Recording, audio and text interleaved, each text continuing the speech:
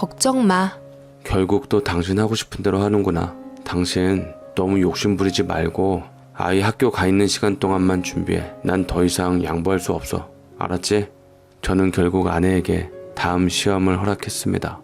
돈보다는 아내의 미래를 위해서 일이 있어야 한다고 생각했으니까요. 그리고 공인중개사가 되면 회사원처럼 출퇴근을 해야 하는 건 아니니까 살림이나 육아도 병행할 수 있을 것 같았습니다. 제 말에 아내는 기분이 좋아졌는지 방글방글 웃더군요. 이번엔 한 번에 붙어야 할 텐데 말입니다. 그런데 역시나 그해 치러진 공인중개사 시험에서 아내는 보기 좋게 떨어졌습니다. 저는 그때부터 아내가 이제는 공부로는 안 되겠다는 생각이 들었어요. 그냥 일반 직장이라도 들어가는 게 차라리 나을 것 같았지요. 그런데 아내는 다시 또 공인중개사 시험에 도전하겠다고 했습니다. 자기야, 나 진짜 화났어. 내가 공인중개사 시험 사실 너무 얕봤거든? 안 되겠어. 강의도 끊고 열심히 해볼 거야.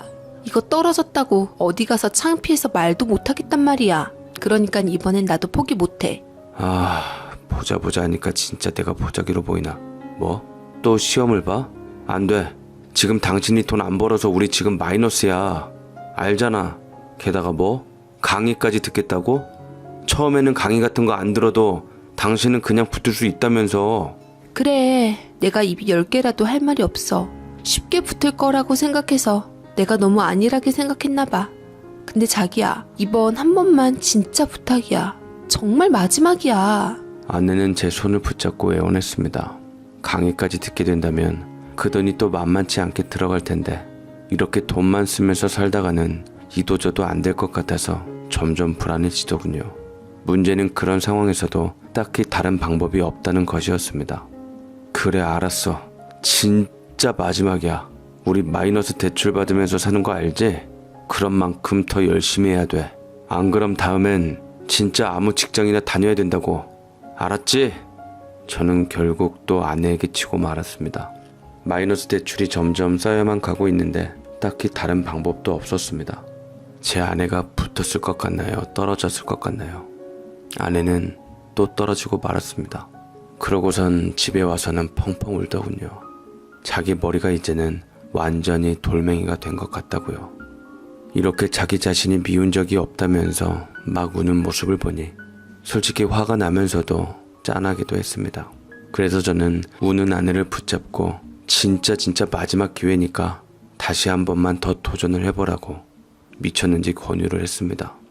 이제 더 이상은 갈 데가 없었고 막다른 골목에 있다는 생각으로 죽기 살기로 해보라고요. 제 말에 아내도 입술을 지니기면서 열의를 불태우더군요. 그때부터 아내는 정말 그동안 보여준 모습과는 180도 다른 모습으로 공부에 전념을 했습니다. 또한 집안일도 완벽했죠. 그 전에는 낮에만 공부를 했는데 이번에는 모두가 잠든 저녁에도 혼자서 공부를 열심히 하더군요. 친구들도 일체 안 만났습니다. 수능생보다도 더 수능생다운 생활을 하더군요. 그 모습을 보니 이번엔 진짜 붙을 것 같았습니다. 하지만 이게 무슨 하늘의 장난인지요. 아내는 또 시험에서 떨어지고 말았습니다. 공인중개사 시험은 1년 공부하면 된다더니 지금 3년이나 걸린 것이죠. 그마저도 떨어지고 말았으니 아내는 제 앞에서 더 이상 아무런 말도 못하더군요.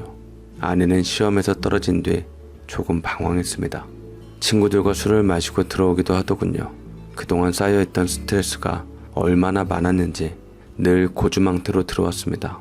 그때쯤 저는 우울해져 가고 있었죠. 이제 조금 있으면 50인데 집 한 채는커녕 대출만 쌓여가고 있는 신세였습니다.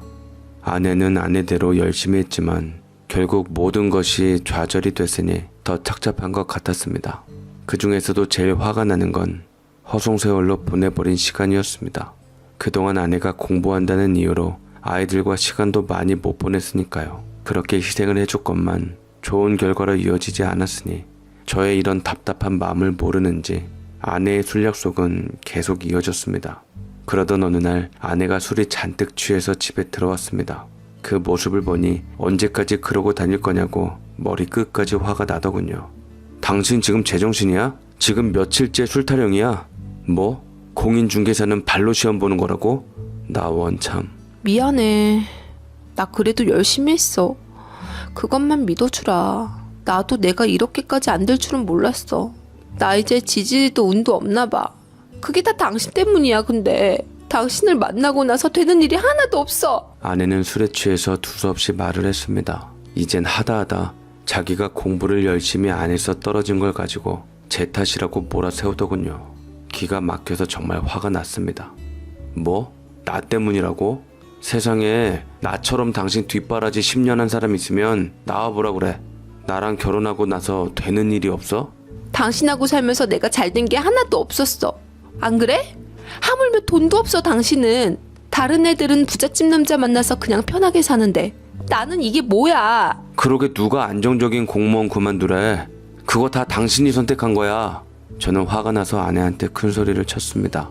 시험에서 떨어진 것도 내 탓, 가난한 것도 내 탓, 집이 없는 것도 내 탓이라니요. 참 제 입장에서는 너무 억울하기만 했습니다. 내가 지금 아이 키우는 건지 와이프랑 사는 건지 모르겠어. 왜 이렇게 해달라고 하는 게 많아? 당신도 성인이고 이 집의 경제를 책임져야 하는 사람이잖아. 근데 왜 나만 희생하래? 내가 왜? 뭐? 희생? 당신은 그게 희생이었어? 나한테 미안한 게 아니라 내가 왜 이런 고생을 해야 하는데? 나는 오히려 내가 더 희생했다고 생각하는데 아니야? 가난한 당신하고 살다가 더 잘 살아보겠다고 이렇게 발벗고 나선 내가 더 희생하는 거 맞잖아. 언제까지 그 코딱지만한 돈으로 살 건데? 저는 아내가 참 뻔뻔해졌다는 생각이 들었습니다.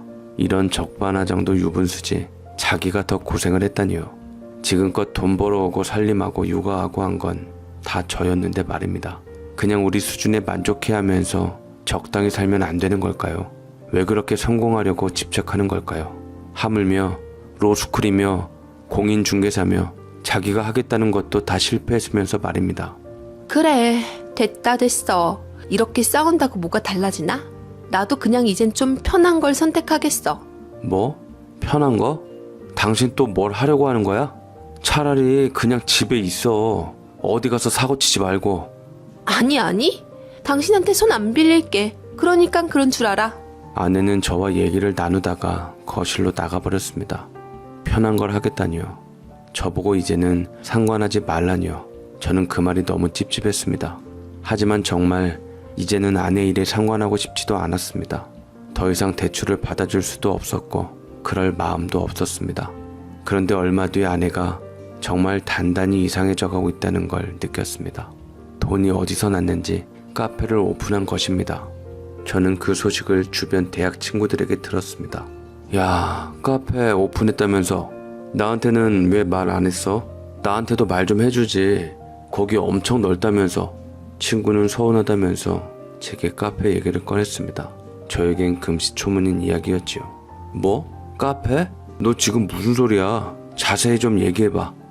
저는 그 순간 아내의 얼굴이 머리를 스쳤습니다. 내가 카페를 낸 적이 없으니 아내가 오픈을 한 걸 텐데 말입니다. 몰랐어? 네 와이프 한강변 보이는 곳에 카페 크게 냈더만. 너희 요즘 사이 안 좋냐? 그래도 그렇지 그거 내려면 돈 엄청 들었을 텐데. 저는 그 순간부터 온몸에 소름이 돋는 것 같았습니다. 100번 1000번 이해해서 카페 낸 것까지는 그래 이해할 수 있었습니다. 최근에 많이 싸운 탓에 저한테 말을 안 한 것도 그래도 넘어갈 수 있습니다. 근데 문제는 돈이 많이 들어가는 카페를 냈다는 것이었죠. 그 부분에서 제가 소름이 돋았던 것입니다. 니들 진짜 이러다 이혼하는 거 아니냐? 내가 이런 말까지는 안 하려고 했는데 사실 나도 네가 너무 걱정이 돼서 말이야. 역시나 너한테 말 안 하고 한 거구나. 어쩐지 그놈이 네 와이프랑 자꾸 같이 다니더라고. 친구는 자기가 이런 말을 해도 되는지 모르겠다면서 충격적인 얘기를 저한테 해줬습니다. 정말 머리끝이 쭈뼛서는 얘기였죠. 내가 오해하고 있을지도 모르지만 그냥 내가 본 장면만 너한테 말하는 거야. 잘 들어봐. 그러니까 너가 나한테 돈 꿔달라고 한 적 있지? 그래서 내가 안 된다고 해서 내가 소개시켜준 친구 있잖아. 그 돈 많은 집 아들. 근데 그놈하고 네 와이프하고 같이 있더라고. 분위기도 이상하고. 친구는 결국 모든 걸 다 털어놓았습니다. 그러니까 내가 얼마 전 생활비가 부족해서 친구의 친구한테 돈을 빌렸습니다. 나이 먹고 돈을 빌리러 다닌다는 게 너무 쪽팔렸지만 친구들 말고는 말할 사람도 없었습니다. 그래서 당장 필요한 돈을 빌리려고 최근에 사업해서 성공한 친구한테 가서 돈을 빌렸는데 그놈하고 아내하고 커피숍에 같이 있었다는 거였습니다. 그것도 이상한 분위기로 말입니다. 그 녀석이 돈을 너무 쉽게 버는 놈이거든. 그래서 나도 썩 내키지 않았는데 네가 급하다고 하니까 소개시켜준 건데 이를 어쩌냐. 기분이 이상했습니다. 저는 그 자리에서 바로 아내가 운영한다는 카페로 향했습니다.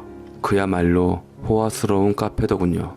우리 수준으로는 절대 불가능했습니다. 그런데 아내는 도대체 무슨 생각으로 저러고 있는 건지 이해가 안 가더군요. 하지만 저는 그 순간 다리에 힘이 풀리고 말았습니다. 역시나 그 카페 안에 아내와 그 남자가 단둘이 앉아서는 무언가를 속닥거리고 있더군요.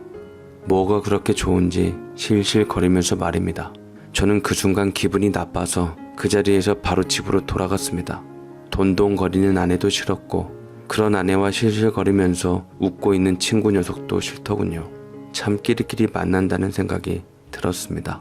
그날 밤 저는 아내의 옷장을 열어 짐을 쌌습니다. 더 이상은 같이 살고 싶지 않았죠. 나 때문에 힘들게 살고 있다는 아내를 이제는 미련 없이 보내줄 수 있겠다는 생각이 들더군요. 아니, 너무나 후련했습니다. 차라리 다른 남자가 생겨서 다행이란 생각까지 들더군요. 그 남자가 아내한테 얼마나 많은 돈을 주는 건지 모르겠지만 그 넓은 카페를 턱하니 내주는 남자가 좋다면 그냥 그 남자랑 살라고 말입니다. 그렇게 짐을 싸서 준비해 놓고 있는데 기다리던 아내는 들어오지 않고 어떤 낯선 여자가 저희 집을 찾아왔습니다. 화장을 진하게 하고 있는데 저희보다 몇십 년은 어려 보였습니다. 누구시냐고 물어보니 역시나 그 남자의 와이프였습니다. 그 여자는 너무나 흥분해 있는 상태로 집으로 들어와서는 하소연을 하기 시작하더군요. 저기요, 와이프 단속 좀 해주세요. 네? 저 오늘부로 이혼했습니다. 그러니까 그 여자한테 가서 직접 말하세요. 뭐요? 이혼했어요? 왜요? 그 여자가 그러재요? 아니요. 그냥 제가 그런 꼴 보기 싫어서 결정한 겁니다. 근데 왜요? 남편 뺏길까봐 그래요? 아, 그럴 리가요. 제가 그 여자보다 20살은 어린데 설마 저를 놔두고 그 여자를 택할까요? 그냥 속상해서 그래요. 우리 남편이 여자가 한둘이 아니거든요. 이번엔 또 어떤 여잔지 궁금해서 와본 거예요. 젊은 여자의 말에 기가 막혀서 말문이 탁 막히더군요. 아내가 예전에 말했던 쉬운 길이 바로 이거였나 싶기도 했습니다. 사실 저도 세 번째 부인이니까 그냥 넘어갈까 했는데 아버님께서 다시 한번 여자 만나면 우리한테 물려줄 재산 안 주신다고 했단 말이에요. 말을 들으면 들을수록 기가 찼습니다. 거긴 또 전혀 다른 세상에 살고 있더군요. 역시나 그 남자는 돈만 많은 게 아니었습니다. 세 번째 부인과 결혼한 것도 부족해서 매번 바람을 피우고 있다니요. 그런 쓰레기 같은 남자를 만나서 바람을 피우고 있다는 걸 알게 되니 진짜 이제는 아내와 헤어져야겠다는 결심이 서더군요. 참 기가 막히고 코가 막히는 일이었습니다. 그날 밤 저는 아내와 식탁에 마주 앉았습니다. 소주를 따서 술잔에 따라 마셨습니다. 분위기가 안 좋은 내 눈치를 보더니 아내도 따라 마시더군요. 카페 냈다면서 이젠 뭐 나한테 말도 안 하고 살겠다는 거야? 소문도 참 빠르네. 내가 다 말하려고 했지. 나 도와주겠다고 하는 사람이 있어서 진행이 좀 빨리 됐어. 아, 도와주시겠다는 분이 있으시다. 그래서 매일 요즘 늦게 들어왔구나. 저는 카페를 냈으면서도 아무 말도 안 한 아내한테 차분하게 말을 하려고 노력했습니다. 아내 또한 이런 상황을 예측이라도 한 건지 크게 미안해하지도 않았습니다. 저는 술을 또 한 잔 따라 마셨습니다. 독한 술이어서 그런지 목을 타고 내려가는 길이 다 타들어가는 것만 같았습니다. 아까 어떤 여자가 찾아왔어. 그리고 말하더라. 와이프 단속 좀 하라고. 저는 무덤덤하게 아내에게 오늘 찾아온 여자 얘기를 꺼냈습니다. 뭐? 정말? 그게 다 무슨 소리야? 아내는 순간 당황한 듯 눈빛이 흔들렸죠. 지금 모르는 척 하는 거야? 그럼 속이 시원하냐? 혹시 그 여자가 온 거야? 젊은 애가? 간도 크다. 감히 나를 찾아와? 아내는 감이라는 표현을 쓰면서 그 여자를 비난했습니다. 그 모습이 어찌나 역겨운지요. 당신 정신 차려. 그 남자 어떤 남자인지나 알고 덤비는 거야? 그 여자애도 세 번째 부인이래. 당신은 네 번째 부인 할 거야? 아니면 10번째 상간녀 할 거야? 와, 내가 말을 하면서도 진짜 코가 막혀 지금. 저는 말을 하다가 말고 화가 나서 그 자리에서 벌떡 일어났습니다. 10번째 상간녀라는 말에 아내도 화를 내기 시작하더군요. 누가 그래? 내가 상간녀라고? 당신 지금 그 여자 말만 믿고 나한테 이러는 거야? 자기, 잘 생각해봐. 내가 왜 이런다고 생각해? 그 남자가 진짜 좋아서 이러는 줄 알아? 그럼 뭔데? 그 남자를 이용이라도 하고 있다는 거야? 맞아. 나는 그 남자를 이용해서 올라가려고 하는 거야. 그게 당신 사다리보다 튼튼하니까. 아, 됐다. 됐어. 당신하고 내가 무슨 말을 하겠어. 우리 그냥 끝내자. 저는 술을 혼자서 따라 마시고는 그 자리에서 일어섰습니다. 그냥 아내하고 있으면 머리가 아팠습니다. 그 남자하고 어떤 사이인지 물어보지 않아도 뻔했고 그렇게 변해버린 아내가 너무 불쌍해 보이기까지 했습니다.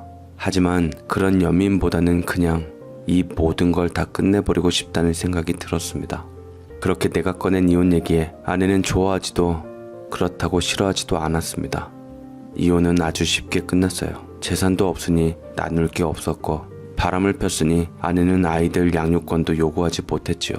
사실 그동안 자기 자신만 알았지 아이들이나 가족에게는 관심도 없던 여자였습니다. 공부한다고 늘 집안을 비워서 그런지 아이들도 엄마를 찾지 않더군요. 그동안 공부한다고 쓴 돈이며 시간이며 너무 아까웠지만 인생 수업비라고 생각하고 그냥 깔끔하게 이혼했습니다. 그 여자랑 엮이는 게 앞으로도 더 위험할 것 같아서 말입니다. 이후 저는 공무원 일을 계속했고 이제 3년 후면 퇴직을 합니다. 사람들은 저보고 심심한 사람이라고 지루한 일을 한다고 할지 모르겠지만 저는 공무원으로 자부심도 크고 제 일에 만족합니다. 퇴직 후에는 연금이 따박따박 죽을 때까지 나옵니다. 저는 그걸로 아이들과 어떻게 살아갈지 고민하고 있습니다. 누군가에게는 큰 돈은 아닐지 모르지만 그마저도 없는 사람 수두룩합니다. 얼마 전 저는 아내의 소식을 아는 지인에게 전해 들었습니다. 역시나 그 남자에게 버림을 받았고 카페는 망해서 지금은 친정에 들어가서 살고 있다고 말입니다. 언제쯤 정신을 차리고 살지 참 깝깝합니다. 이제는 나와 상관없는 사람이지만 한때는 같이 살았던 사람으로서 전처가 정신을 차리고